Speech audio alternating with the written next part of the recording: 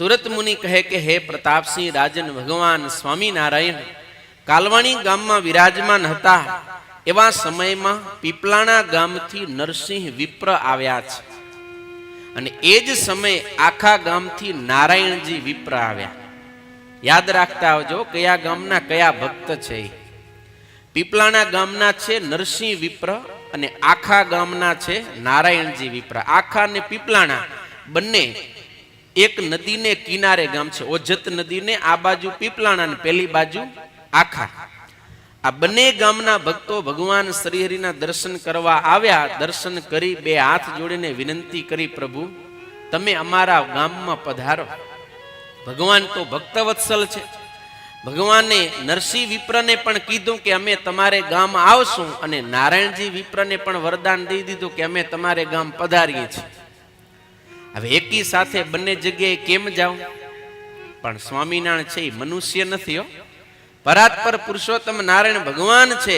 ભગવાન શ્રીહરિ સંતો ભક્તોના સમુદાયને સાથે લઈ અને કાલવાણી ગામથી નીકળ્યા. ચાલતા ચાલતા ઓજત નદીને કિનારે આવ્યા અને ત્યાંથી બે રસ્તા થયા. એક પીપલાણા ગામમાં જાય અને બીજો આખા ગામમાં જાય. જે સંઘ હતો એ સંઘની સાથે જ ભગવાન શ્રીહરિ બે રૂપે થયા. માત્ર પોતે નહીં, પોતાની સાથે જેટલા જેટલા સંતો પાર્ષદો બ્રહ્મચારીઓ હરિભક્તો હતા એ તમામ રૂપે ભગવાન શ્રીહરિ થયા છે. કેવું ઐશ્વર્ય છે. અને એક સંઘ પીપલાણાના રસ્તે ચાલ્યો ને બીજો સંઘ આખા ગામને માર્ગે ચાલ્યો.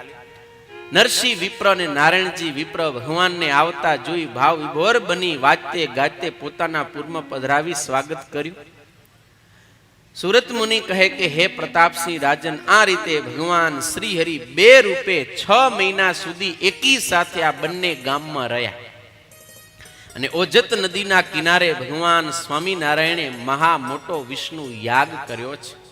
6 મહિના સુધી અનેક બ્રાહ્મણોને બોલાવી એના દ્વારા યજ્ઞમાં આહુતિઓ અપાવી અને બ્રાહ્મણોને મિષ્ટાન ભોજન જમાડ્યા. વસ્ત્ર આભૂષણ ધન ધાન્ય આપી અને બ્રાહ્મણોને તૃપ્ત કર્યા. એટલું દ્રવ્ય આપ્યું કે બ્રાહ્મણો ઉપાડી ન શકે.